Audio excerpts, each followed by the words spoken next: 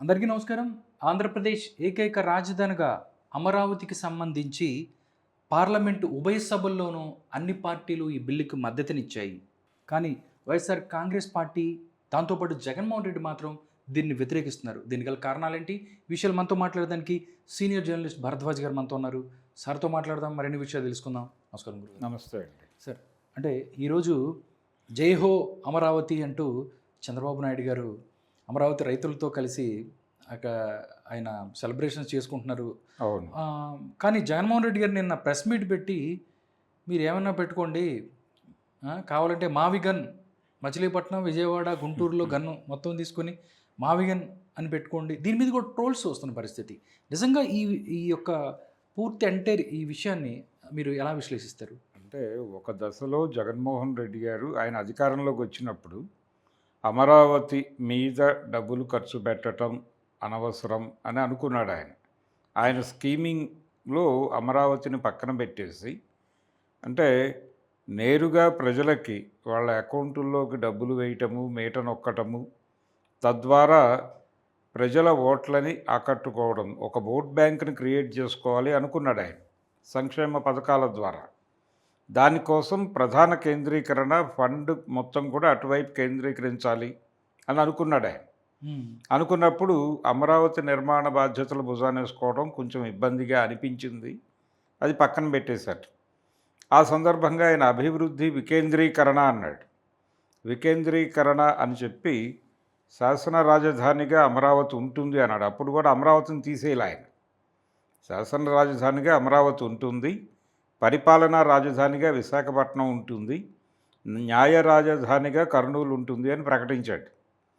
ప్రకటించిన తర్వాత ప్రతి చోట ఒక ఇన్స్టిట్యూషన్ వస్తే అక్కడ డెవలప్మెంట్ జరుగుతుంది అనేది ఆయన ఆ రోజున చెప్పిన మాట. సరే, ప్రజలలో కొంతమంది ఒక సెక్షన్ దాన్ని నమ్మింది, ఒక సెక్షన్ వ్యతిరేకించింది.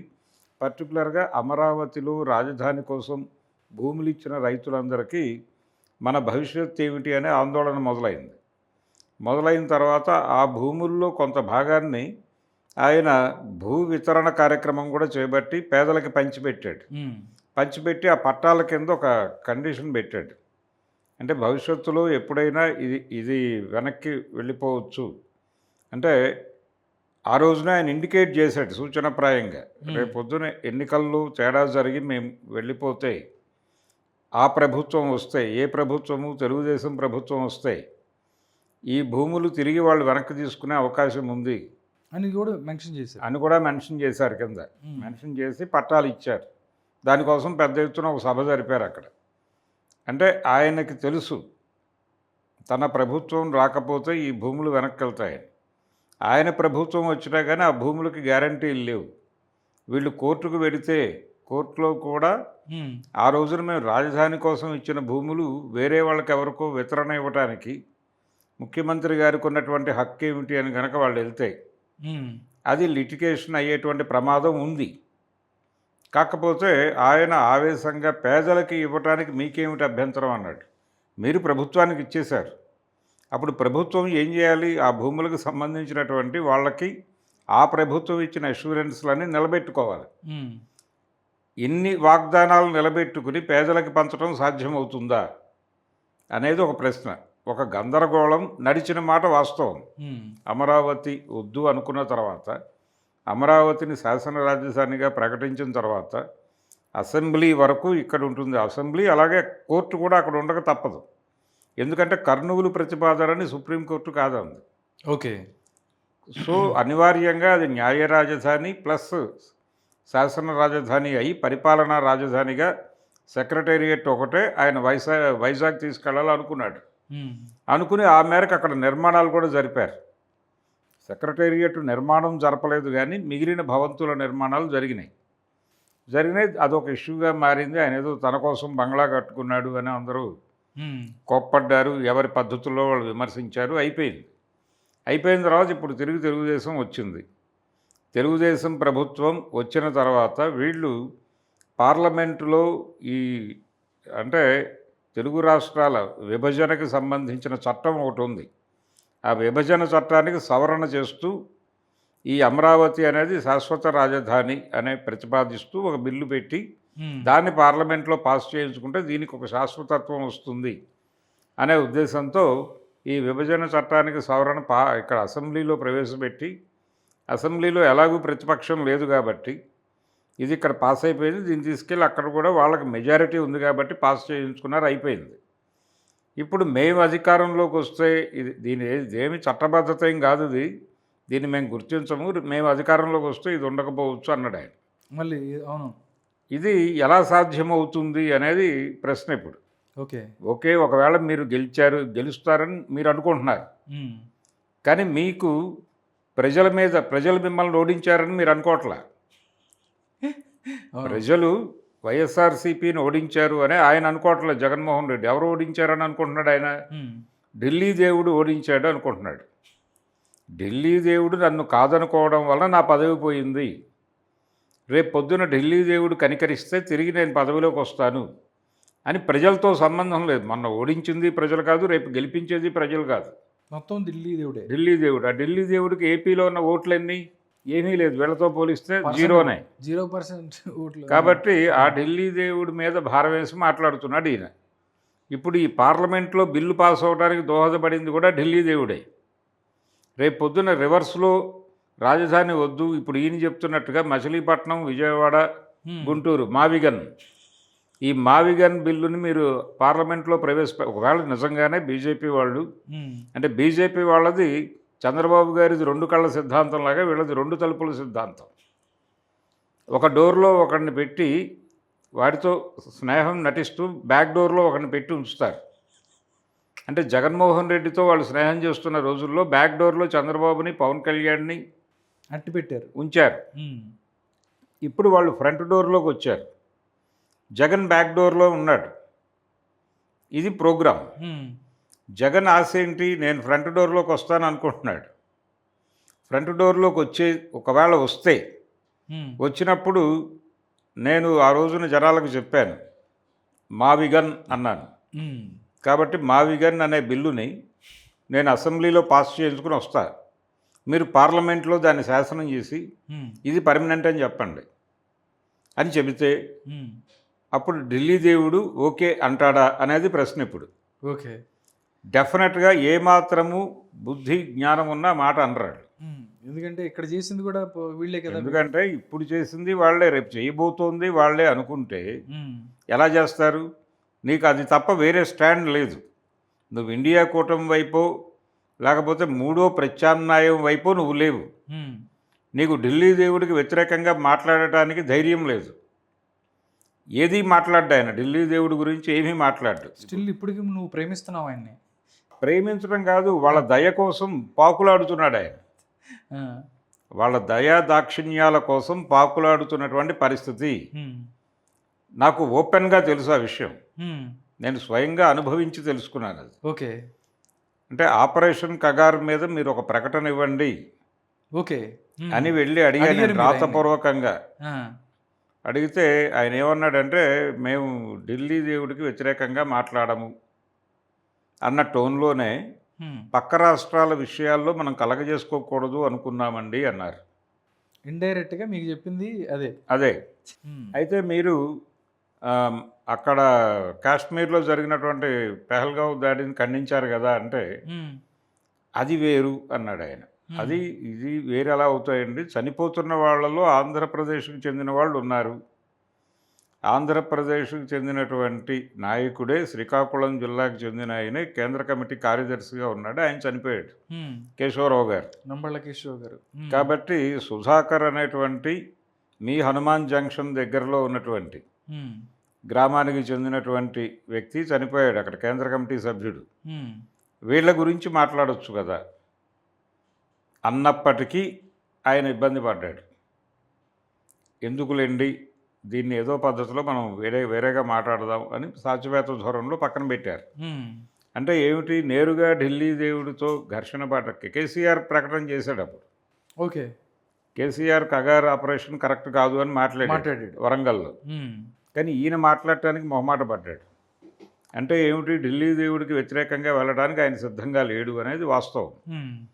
ఇప్పుడు ఢిల్లీ దేవుడు కనికరంతో నేను గెలుస్తాను అనుకుని ఇప్పుడు ఢిల్లీ దేవుడే బిల్లు పెడుతున్నాడనే వాస్తవాన్ని విస్మరించి మావి గన్ లేదు మీవి గన్ ఇష్టం వచ్చినట్టు మాట్లాడితే జనాలలో అపహాస్యం కావడం తప్ప ఏమీ కాదు. ఏమీ లేదు. అవును.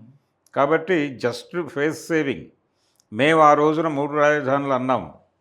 మేము ఇప్పటికీ అదే బాటలో ఉన్నాం, అదే మాట మీద ఉన్నాం. మాట మార్చును మడమ తిప్పను, మనకు అలవాటు లేదు మాకు అలవాటు లేదు అని చెప్తారు. అని చెప్పడం కోసం ఈ వ్యాఖ్యానాలన్నీ చేస్తున్నాడు ఆయన. రేపు పొద్దున గెలిస్తే ఇలాంటి వాటి మీద నిలబడతాడు అని అనుకోవడం కష్టం. ఎందుకంటే ఇప్పుడు ఆయన అసెంబ్లీలో గెలవగలుగుతాడు, లేదు ఆంధ్రప్రదేశ్ వరకు ఎంపీలను గెలిపించుకోగలుగుతాడు. కానీ ఆంధ్రప్రదేశ్లో గెలిచిన ఎంపీలతోనే ఆయన పార్లమెంట్లో బిల్లు పాస్ చేసుకోలేడు. పార్లమెంట్లో బిల్లు పాస్ అవ్వాలంటే జాతీయ పార్టీ మద్దతు ఉండాలి ముందు. ఏది బీజేపీ మద్దతు ఉండాలి. ఇప్పుడు బీజేపీ అప్పుడు గనక ఒకవేళ జగన్మోహన్ రెడ్డి గారి మావి గారిని వాళ్ళు సమర్థిస్తే ఆంధ్రప్రదేశ్ ప్రజలు బీజేపీకి పాతరేస్తారు. ఎందుకంటే నువ్వే మొన్న చంద్రబాబుతో వెళ్ళి ఆ బిల్లు పెట్టి మళ్ళీ జగన్తో వెళ్ళి ఈ బిల్లు పెట్టి ఎలా కనిపిస్తున్నాం మేమని అడుగుతారు కదా జనాలు రోడ్డు మీద నిలబెట్టి. కాబట్టి అలాంటి పిచ్చి పని వాళ్ళు చేస్తారని నేను అనుకోను. సో అది అయ్యే పని కాదనే విషయం స్పష్టంగా తెలుసు ఈయనకి. జగన్మోహన్ రెడ్డి గారికి తెలుసు, జగన్మోహన్ రెడ్డికి తెలుసు, బొత్స సత్యనారాయణకి తెలుసు. ఊరికనే మసిబూసి మారేడికాయ చేయటం. ఇప్పుడు విచిత్రంగా ప్రజలు ఏడవాల్సిన పరిస్థితి ఇది. ఎందుకు ప్రజలు ఏడవాల్సిన పరిస్థితి అంటున్నానంటే, ప్రభుత్వాన్ని ఎదిరించి నిలబడి ప్రజల తరఫున ప్రజలకు జరుగుతున్న అన్యాయాల మీద యుద్ధం చేసేటువంటి ఒక నిజమైన ప్రతిపక్షం లేకపోవడం అనేది ఆంధ్ర ప్రజల దౌర్భాగ్యం. కరెక్ట్ అండి. జగన్మోహన్ రెడ్డి ప్రజల సమస్యలు, ఇప్పుడు ప్రజల భూములు తీసుకుంటున్నారు అక్కడ ల్యాండ్ పూలింగ్ అనే పేరుతో.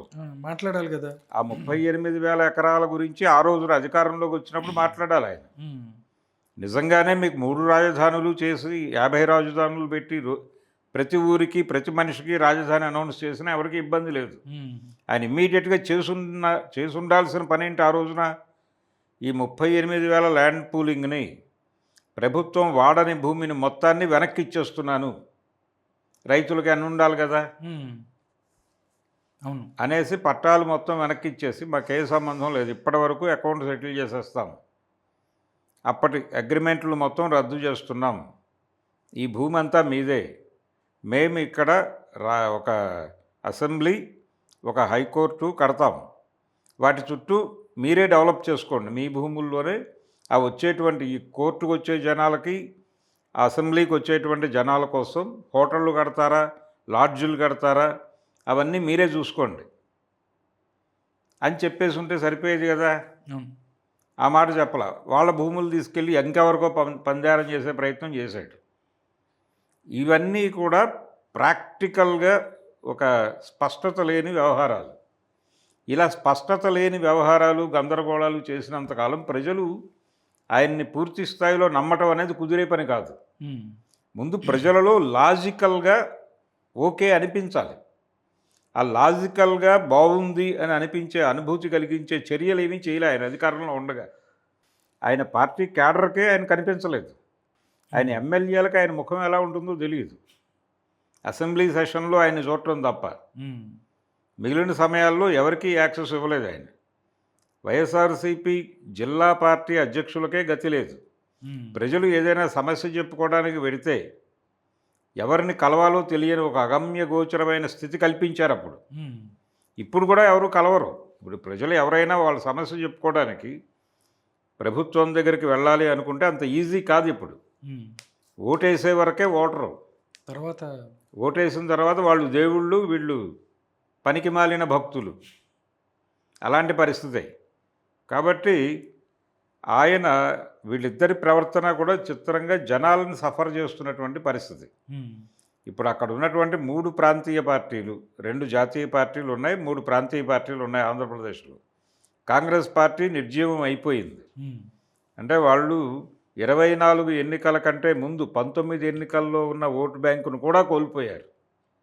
మైనస్లోకి వెళ్తున్నటువంటి పరిస్థితి ఆ పార్టీ.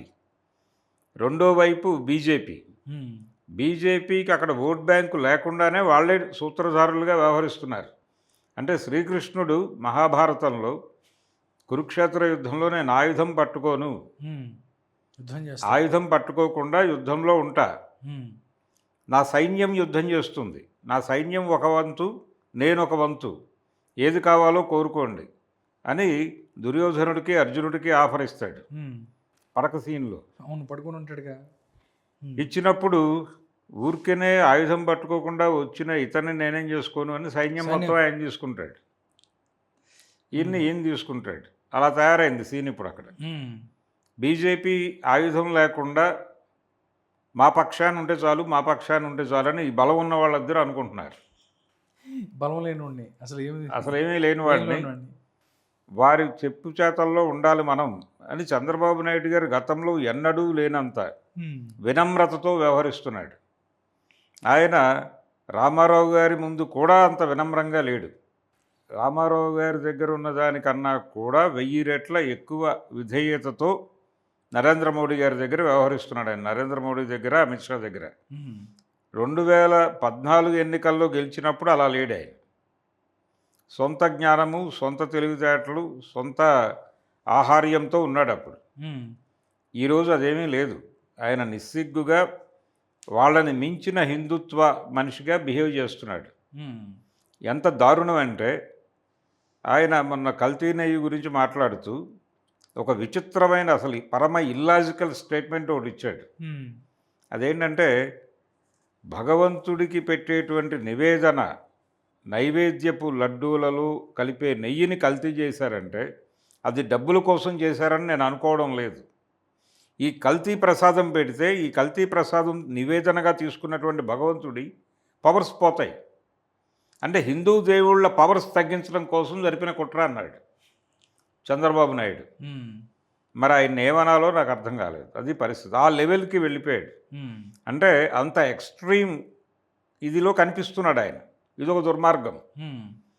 కాబట్టి ఆయన వాంటెడ్గా అసలు ఇంకొక మతానుయాయిని అధికారంలోకి తీసుకురావద్దు అని చెప్పాడు. ఆ నెయ్యి ఎపిసోడ్లో ఆయన టోటల్గా ప్రజలకు ఇచ్చిన సందేశం ఏంటంటే ఎట్టి పరిస్థితుల్లోనూ కీలక పదవుల్లోకి మైనారిటీ మతాలకు చెందిన వాళ్ళని తీసుకురామాకండి. తీసుకొస్తే వాళ్ళు హిందూ మతాన్ని, హిందూ దేవతల్ని, హిందూ దేవుళ్ళని అందరినీ నిర్వీర్యం చేసేస్తారు. అంటే కల్తీ ప్రసాదాలు పెట్టి దేవుళ్ళ పవర్స్ తగ్గించేస్తారు. తద్వారా వాళ్ళు హిందువులని ఏమీ ఆదుకోలేరు. అలా హిందువులు మొత్తం కూడా సర్వనాశనం అయిపోతారు.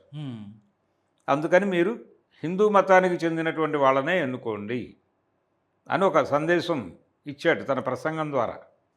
ఆ రేంజ్కి వెళ్ళిపోయాడు. బీజేపీ వాళ్ళకే వణుకు పుట్టే లెవెల్ హిందుత్వ ప్రసంగాలు చేస్తున్నాడు ఆయన అక్కడ. అదొక దారుణం. జగన్మోహన్ రెడ్డి ఈ లెవెల్ డ్రామా నడపగలడా? చంద్రబాబుకు సాధ్యమైంది, నీకు సాధ్యమవుతుందా? నువ్వు ఆ లెవెల్కి వెళ్ళి మాట్లాడగలవా? మాట్లాడితే నీ బిలాంగింగ్ వ్యవహారం అంతా అంగీకరిస్తారా? ఇప్పటికే మీ చెల్లెలు నిన్ను నిలదీసింది. అవును, ఏమని నిలదీసింది? మణిపూర్లో అంత గొడవ జరుగుతుంటే ఒక క్రైస్తవుడు అయ్యుండి ఒక మాట మాట్లాడలేదేంటి నువ్వు అని నిలదీసింది. ఏది వీళ్ళు అధికారంలో ఉండగా మణిపూర్లో చర్చిలు తగలబెట్టి నానాగోళ అయింది. అక్కడ ఆదివాసీలతో ఊళ్ళు ఖాళీ చేయించడానికి బీజేపీ ఆడిన నాటకం అది. ఆ నాటకం గురించి నువ్వు ఒక్క మాట ఎందుకు మాట్లాడలేదు అన్నా అని అడిగింది ఆవిడ. ఈయన దగ్గర సమాధానం లేదు. మాట్లాడితే ఢిల్లీ దేవుడికి కోపం వస్తుంది కాబట్టి సైలెంట్గా ఉన్నానని చెప్పలేడు. రేపు పొద్దున ఇదే ఎక్స్ట్రీమ్ లెవెల్లో చంద్రబాబు లాంటి డ్రామా ఈయన ఆడితే క్రైస్తవ సమాజం హర్ట్ అవుతుంది. అవును, ఓట్లు రావు. మళ్ళీ ఓట్లు వస్తాయో రాదని ఓట్లు వీళ్ళవే. ఆయన అలాగే ఎవరైనా హిందూ ఓట్ల కోసం గేలం వేసుకోవటమే అంతే. కాబట్టి మైనారిటీలకి ప్రస్తుతం ఒక విచిత్రమైనటువంటి ప్రమాదాన్ని క్రియేట్ చేస్తున్నారు వీళ్ళు, ఈ 3 ప్రాంతీయ పార్టీలు కలిపి. ఇలాంటి ఒక గందరగోళపు స్థితిలో ఆంధ్రప్రదేశ్ మెయిన్ స్ట్రీమ్ పాలిటిక్స్ ఉన్నాయి. ఈ గందరగోళపు రాజకీయ వాతావరణంలో ప్రజలు సఫరింగ్ దీనిలో ఉన్నారు. వాళ్ళని ఆదుకునే నాయకుడు లేడు అక్కడ. చంద్రబాబు, పవన్ కళ్యాణ్, జగన్మోహన్ రెడ్డి, బీజేపీ వైపు పురంధేశ్వర్ గారు, ఇలాంటి హేమాహేమీలు ఉన్నప్పటికీ ప్రజలు ఎవరిని నమ్మాలో తెలియనటువంటి ఒక అయోమయ స్థితిలో ఉన్నారు. ఇలాంటి సందర్భంలో ఈయన ఒక విదూషకుడిలాగా మావిగన్ అన్నాడు. అసలు మావిగన్ అనేది చంద్రబాబు స్కీమే. అవునా? ఇప్పుడు మచిలీపట్నం, విజయవాడ, గుంటూరు ఆల్రెడీ దున్నుతున్నాడు ఆయన. పక్కన అమరావతి అనే పేరుతో. పక్కన మజిలీపట్నం మళ్ళీ కలుపుకుంటాడు. మచిలీపట్నం ఆల్రెడీ ఆయన వ్యూలో ఉంది. హ్మ్. అంటే పోర్ట్ ఫర్ అమరావతి మచిలీపట్నమే. హ్మ్. మచిలీపట్నం వరకు రాజధానిని విస్తరింపజేస్తే అమరావతిలోకే సముద్రం ఉన్నట్టుగా మారుతుంది సీన్. హ్మ్. ఆ స్కీమ్ ఉంది ఆయనకి. అటు జగ్గైపేట వరకు, ఇటు మచిలీపట్నం వరకు విస్తరిస్తుంది అది. కాబట్టి ఆయన స్కీమ్ని నువ్వు అనౌన్స్ చేస్తున్నావు. తొందరగా తీసుకెళ్ళు దీన్ని. తొందరగా తీసుకెళ్ళి ఆయనకి హింట్ ఇస్తున్నాడు. ఈయన హింట్ ఇస్తున్నాడు. ఇలాంటి ఒక దౌర్భాగ్య పరిస్థితిలోకి హ్మ్. వైఎస్ఆర్సీపీని నడిపిస్తున్నటువంటి దాని అధినాయకుడిని చూస్తే బాధపడటం తప్ప చేయగలిగింది ఏం లేదు. హ్మ్. కేవలం తన ఫేస్ సేవ్ చేసుకోవటం కోసం హ్మ్. ఆ రోజున ఆయన అభివృద్ధి వికేంద్రీకరణ అనే పేరుతో చెప్పినటువంటి 3 రాజధానులు, ఆ 3 రాజధానుల ఆర్గ్యుమెంట్ మీద స్టిల్ మేము నిలబడి ఉన్నాం. మేమేమీ వెనక్కి తగ్గలేదు. నిజానికి ఇదే పెద్ద మనిషి 14 ఎన్నికల్లో కూటమి గెలిచినప్పుడు అమరావతి తీర్మానం అసెంబ్లీలో పెట్టినప్పుడు మద్దతు తెలిపాడు. హ్మ్. ఆ మద్దతు తెలిపిన పెద్ద మనిషి అధికారంలోకి వచ్చాక 3 రాజధానులు అన్నాడు. 3 రాజధానులు అన్న తర్వాత ఉన్న రాజధానిని తేల్చి అవతల పడేయాలి కదా అప్పుడు. ఇది తేల్చకుండా 3 రాజధానుల సినిమా తక్కి తెరెత్తాడు. అదొక గందరగోళం. ఎటు ఏమీ కదలలేదు అది. హ్మ్. ఇప్పుడు శాసన రాజధాని ఓకే, మీకు ఎలాగో ఎస్టాబ్లిష్మెంట్ ఉంది అక్కడ. అంటే టెంపరరీ పేరుతో అక్కడ ఒక హైకోర్టు, ఒక సెక్రటేరియట్, ఒక అసెంబ్లీ ఆల్రెడీ నిర్మాణం అయి ఉన్నాయి కాబట్టి దానిలో డ్రామా నడిచింది. హ్మ్. వేదికలు ఉన్నాయి నీకు గేమ్ నడపడానికి. హ్మ్. కానీ న్యాయ రాజధానిగా మీరు చెప్పి కర్నూలులో హైకోర్టు కట్టడం అనే ప్రోగ్రాంకి వాళ్ళు అడ్డుకున్నారు సుప్రీంకోర్టు నుంచి. ఓకే. అడ్డుకున్న తర్వాత నీకు అప్పుడు మిగిలినవి 2 రాజధానులే, వైజాగ్ ఒకటి, అమరావతి ఒకటి. అమరావతి ఒకటి. ఇప్పుడు వైజాగ్ పీకి మచిలీపట్నం అంటున్నాడు ఈయన. మధ్యలో ఎలాగూ విజయవాడ ఉంది, ఎలాగూ గుంటూరు కూడా కలిసే ఉంది దానిలో, అమరావతిలో. హ్మ్. కాబట్టి ఇప్పుడు కొత్తగా మీరు సజెస్ట్ చేసింది ఏమిటి? కోర్టు బందర్లో పెట్టాలనుకుంటున్నారా? పోర్ట్లో కోర్టు లాంటి స్కీమ్స్ ఏమైనా ఉన్నాయా మీకు? ఆల్రెడీ అక్కడ భవనాల నిర్మాణం వేగవంతంగా జరుగుతోంది. హ్మ్. రేపు ఆయన ఈ టర్మ్ ముగిసేలోపు హ్మ్. Permanent secretariat, permanent high court, permanent assembly 3 నిర్మాణం జరిపి నరేంద్ర మోడీ గారితోనే ఓపెన్ చేస్తాడు. హ్మ్. అవి 3 ఓపెన్ అయిపోతే శాశ్వత రాజధాని అయినట్టే. అది అంతే. బిల్లులు గిల్లులు వీటితో సంబంధం లేదు. హ్మ్. ఇక్కడ గొడవల్ల చంద్రబాబుతో పడాల్సిన గొడవ ఏంటి? జగన్మోహన్ రెడ్డి అయినా, కమ్యూనిస్ట్ పార్టీలైనా ఎవడైనా పడాల్సిన గొడవ ఏంటంటే, అయ్యా మీరు ప్రభుత్వానికి సంబంధించినటువంటి హైకోర్టు, శాసనసభ, హ్మ్. సెక్రటేరియట్ నిర్మించండి, సచివాలయం నిర్మించండి చాలు. అలాగే ప్రభుత్వానికి అవసరమైన కార్యాలయాలు నిర్మించండి. మిగిలిన డెవలప్మెంట్ ప్రజలే చేసుకుంటారు. హ్మ్. మీరు వాళ్ళ భూములు తీసుకుని మీరేం చేయక్కర్లా. మీరు ఇక్కడ వరకు కడితే మిగిలిన గోల వాళ్ళు పడతారు. వాళ్ళ స్థలాల్లో వాళ్ళు లాడ్జులు కట్టుకుంటారు. మీరు రూట్ మ్యాప్ ఇవ్వండి చాలు. అంతే. అమరావతికి సంబంధించిన ఒక బ్లూ ప్రింట్ ఇవ్వండి అందరికీ. ఎటు నుంచి రోడ్లు వెళ్తాయి, హ్మ్. ఎటు నుంచి మీ స్కీమ్ ఏమిటి, మీరు ఎటు నుంచి ఏ బ్రిడ్జీలు అయిపోతున్నారు, నేషనల్ హైవేస్ అథారిటీస్ నుంచి మీకున్నటువంటి ఇదేమిటి, అప్రూవల్స్ ఏమిటి, రూటుకు సంబంధించి ఏ ఏరియాలతో మీరు దీన్ని కనెక్ట్ చేస్తున్నారు, దానికి సంబంధించిన బ్లూ ప్రింట్ ఒకటి జనాలకు ఇచ్చి, హ్మ్. ఈ మేరకు ఈ భూముల్లో నుంచి ఈ రహదారులు వెళ్తాయి, హ్మ్. అవి తప్ప మిగిలిన ప్రాంతాలన్నీ మీవే, అక్కడ వరకు ప్రభుత్వానికి ఇచ్చేయండి, హ్మ్. మిగిలిందంతా మీరు డెవలప్ చేసుకోండి అంటే చేసుకుంటారుగా వాళ్ళు. బ్యాంకుల నుంచి లోన్లు ఇప్పించు వాళ్ళకి. వాళ్ళు హాయిగా లాడ్జీలు కట్టుకుంటారు, హోటళ్ళు కట్టుకుంటారు, ఇంకేవైనా పెట్టుకుంటారు. హ్మ్. ఆ వచ్చిన జనాలను అకామిడేట్ చేసుకోవడానికి వాళ్ళ ఏడుపేదో వాళ్ళు చేస్తారు, వాళ్ళ వ్యాపారం వాళ్ళు చేసుకుంటారు. హ్మ్. అది రియల్ డెవలప్మెంట్. ప్రపంచంలో ఏ రాజధాని అయినా అలాగే డెవలప్ అయింది. హ్మ్. ప్రభుత్వాలు జనాల నుంచి స్థలం తీసుకుని బిల్డర్స్ అగ్రిమెంట్ చేసుకుని, బిల్డర్ అగ్రిమెంట్లు చేసుకున్నాడు ఆయన రైతులతో. ఇలా బిల్డర్ కాదు, ఇది ప్రభుత్వం. ఎందుకు నీకు కావాలి భూమి? వాళ్ళకేదో మేలు చేయడానికి కాదు భూమి తీసుకుంది ఈయన. హ్మ్. 38,000 ఎకరాలు అప్పుడు కావచ్చు, లేకపోతే 40,000 ఎకరాలు ఇప్పుడు అడుగుతున్నాడు. ఈ మొత్తం 80,000 ఎకరాలు ఎందుకు అడుగుతున్నాడు ఆయన? రాజధాని కోసం కాదు, వాళ్ళని ఏదో ఉద్ధరించడం కోసం కాదు, రేపు పొద్దున అక్కడికి వచ్చేటువంటి కార్పొరేట్ కంపెనీలకి పంచిపెట్టడం కోసం. ఎకరం 900కే ఇస్తానంటున్నాడు వాళ్ళకి. అదేమో ₹1,00,00,000 పైన చేసింది ఆ రోజునే. అలాంటి భూములు తీసేసుకుని వీళ్ళ దగ్గర వీళ్ళకి నెల నెలా కౌలేస్తూ సీడ్ క్యాపిటల్లో మీకు 200 గజాలు స్థలం ఇస్తామని చెప్పి మిగిలిన భూమి తీసుకుపోయి వాళ్ళకి ₹900 ఇచ్చేసి వాళ్ళకి ఫేవర్ చేయటం ద్వారా వాళ్ళ కంపెనీల్లో తాను షేర్లు తీసుకుని తాను పెట్టబోయేటువంటి దారుణమైన కంపెనీల్లో వాళ్ళ చేత షేర్లు కొనిపెట్టి ఇలా తనని తాను డెవలప్ చేసుకోవడానికి, తన పార్టీ క్యాడర్ని డెవలప్ చేయడానికి, తన పార్టీ నాయకుల్ని డెవలప్ చేయడానికి కార్పొరేట్లతో వ్యాపారం చేస్తూ ప్రజల భూములతో వ్యాపారం చేస్తున్నాడు ఆయన. అది కదా నువ్వు మాట్లాడి రోడ్డు మీదకి వెళ్ళి గొడవ చేసి ఆపాల్సింది. అవునండి. అది ఆపడానికి ఈయనకు ధైర్యం లేదు జగన్మోహన్ రెడ్డికి. అది ఆపేవాడైతే ఆ రోజునే ఆపేవాడు. మీ భూములు మీరు తీసుకోండి, ఇందుకోసం చంద్రబాబు తీసుకున్నాడు మీ దగ్గర అని మాట్లాడాలి కదా మైక్ తీసుకుని ఆయన. ఈయన ప్రభుత్వ పాలసీలు, కేంద్ర ప్రభుత్వ పాలసీని దేన్ని వ్యతిరేకించడు. లిబరలైజ్డ్ ఎకానమీని వ్యతిరేకించడు. ఎందుకంటే ఆ మార్కెట్ ఎకానమీ ఉండటం వల్లనే ఆయన దగ్గరికి డబ్బులు వచ్చినాయి. వాళ్ళ నాన్నగారు జలయజ్ఞం అన్నాడు. ఆ జలయజ్ఞం కార్యక్రమంలో భాగంగా మొబలైజేషన్ అడ్వాన్సులు ఇచ్చాడు. ఆ మొబలైజేషన్ అడ్వాన్సులు ప్రభుత్వ అకౌంట్లోంచి కాంట్రాక్టర్ల అకౌంట్లో పడి కాంట్రాక్టర్ల అకౌంట్లోంచి జగన్మోహన్ రెడ్డి అకౌంట్లోకి వచ్చింది. అది ప్రపంచం అందరికీ తెలిసిన డ్రామానే. అవును. కాబట్టి ఈ డ్రామా పోతుందేమో అని నువ్వు మార్కెట్ ఎకానమీని వ్యతిరేకించవు. ఇన్ని లొసుగులు పెట్టుకుని నువ్వు రాజకీయ వ్యాపారంలోకి దిగి ప్రజానాయకుడిలాగా ఫోజు కొడితే ఎలా నమ్ముతారు జనాలు? అందుకని జగన్మోహన్ రెడ్డి గారు నిన్న మావి గన్నన్నా, ఇంకొకరికి గన్నన్నా, ఊళ్ళో వాళ్ళ గన్నన్నా ఏమన్నా ఆయన మాట నడిచే వ్యవహారం కాదు. జనాలకి తెలుసు వారేమిటో. నిజానికి ఈ నాయకులందరినీ చూసి కన్నీరు పెట్టుకుని ఏడుస్తున్నారు ఆంధ్రప్రదేశ్ ప్రజలు. వాళ్ళ కన్నీరు తుడిచేవాడు ఒక్కడు కనిపించట్లేదు. ఇది పరిస్థితి.